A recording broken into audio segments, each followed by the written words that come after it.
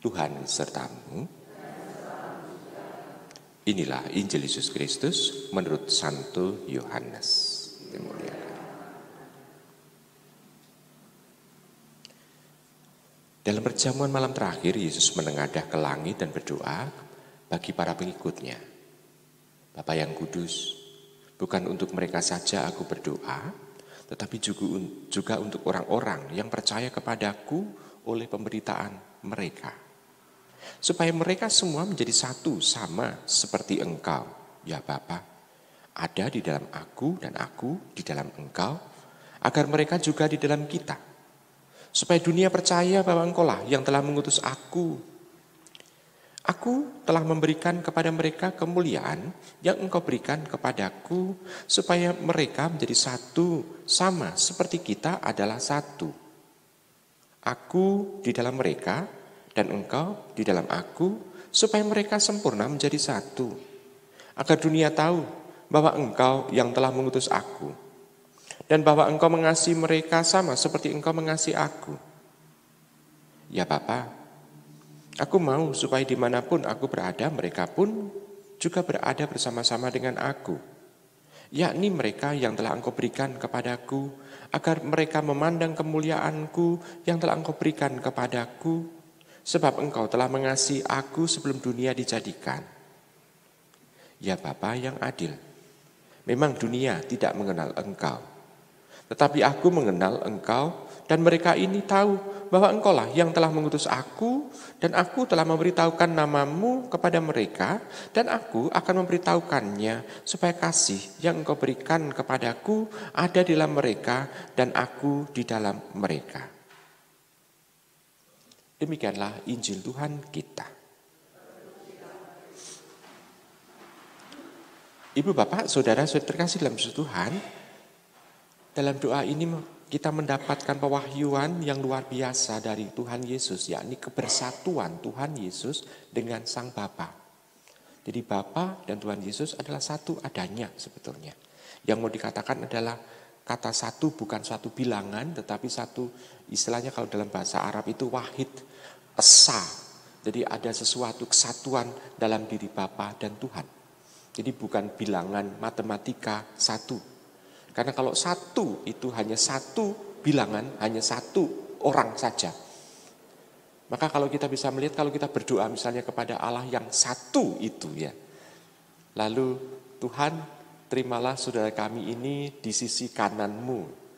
Nah kalau sisi kanan Tuhan, terus nanti ada berapa orang yang ada di sisi kanan Tuhan. Kalau sekarang kita sudah 2000 tahun dan sudah ada banyak orang yang meninggal, lalu diletakkan di sisi kanan Tuhan, terus Tuhan ada di pojok paling kanan dong. Lalu semua orang ada di kanan terus semua, dan kita sudah urutan keberapa? Nah kalau itu bilangan satu. Tetapi kalau ini adalah kebersatuan, dalam arti Tuhan itu sebagai juga Roh Kudus juga Bapa dan Putra, kebersatuannya bukan dalam arti bilangan seperti itu, tetapi kita bisa melihat ada sesuatu yang mau diungkapkan bahwa kita dekat, bisa bertatap muka dengan Allah. Nah, kalau hanya satu saja sebagai bilangan, satu ongko siji tok, sulit untuk orang yang maksud dalam kerajaan surga bertatap muka dengan Allah. Karena sudah uyu-uyuan ada banyak orang yang dekat dengan Allah. Ibu Bapak saya terkasih, maka pengertian satu ini bukan satu dalam arti bilangan, tetapi lebih dalam arti kebersatuan dengan Tuhan. Nah, Tuhan menginginkan kebersatuan itu tidak hanya ditampakkan nanti setelah mati, tetapi juga harus ditampakkan pada saat kita hidup. Untuk memperlihatkan kebersatuan dengan Allah itu adalah kalau tutur kata, tindakan kita, segala macam apa yang kita lakukan ini, itu memperlihatkan bahwa Tuhan itu hidup di dalam diri kita. Jadi kebersatuan itu ditampakkan juga di dunia ini. Sehingga apa yang kita omongkan, apa yang kita sharingkan, apa yang kita lakukan, orang juga melihat bahwa Tuhan hidup. Kita melihat dalam bacaan pertama saja, Paulus diadili. Pada saat diadili, dia mengungkapkan sesuatu dan di situ membuat pengadilan itu, mahkamah Sanhedrin itu menjadi pecah. Dan orang lalu berpendapat bahwa ada malaikat yang datang membisiki dia. Atau malaikat yang membuat perpecahan itu. Berarti tanda bahwa setiap kata dan tindakan yang memberi akibat sesuatu yang berlawanan dengan Tuhan, maka di sana ada omongan yang mungkin atau tindakan yang orang melihat bahwa ini dari Tuhan. Karena Tuhan menghendaki kebaikan. Bukan suatu pembantaian. Tuhan menghendaki adanya kebaikan. Tuhan menghendaki adanya kedamaian. Tuhan menghendaki adanya bahwa setiap orang itu bisa merasakan dan mengalami kasih penebusan Tuhan. Nah, sekarang bagi diri kita, apakah kita juga bisa membuat kebersatuan kita dengan Tuhan dalam kehidupan ini, itu sungguh-sungguh bisa dirasakan oleh semua orang yang ada di sekitar kita. Dengan seperti itu, maka kita nanti kalau kita mati, tinggal kita mengalami kesempurnaan.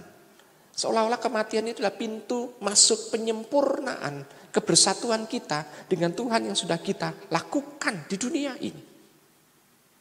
Sehingga kita tidak mengalami lagi ketakutan atau kesedihan kalau menghadapi yang namanya kematian.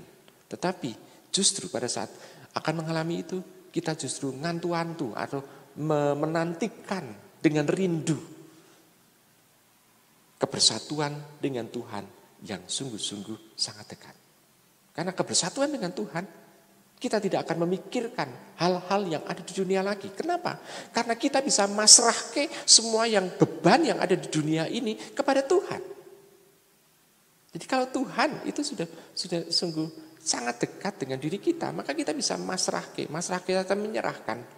Ya Tuhan bertindaklah. Maka kadang-kala kan ada orang yang misalnya ragu-ragu untuk mengalami kematian. Karena mengatakan bahwa tugas saya kan masih banyak. Anak-anak masih kecil-kecil. Lalu cucu-cucu juga masih kecil-kecil butuh perhatian. Lalu pekerjaan saya juga masih begini. Pendek kata masih ada kelekatan. Nah di situ ketakutan itu. Tapi kalau orang yang dekat dengan Tuhan, dia percaya kalau dia dipanggil, ya Tuhan pasti akan memberikan pendampingan kepada yang dia kasihi. Di sini kita bisa melihat bahwa kadangkala kita mudah untuk mengungkapkan bahwa kita dekat dengan Tuhan.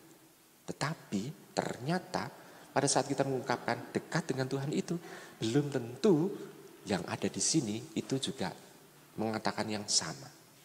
Maka Tuhan mengharapkan bahwa kalau engkau dekat dengan Tuhan, kalau Tuhan mengatakan kalau engkau dekat dengan aku, maka tunjukkanlah dalam kehidupan sehari-hari bahwa engkau dekat denganku dalam sikap, dalam perkataan, maupun juga dalam tingkah laku sehari-hari yang mudah ditangkap oleh semua orang.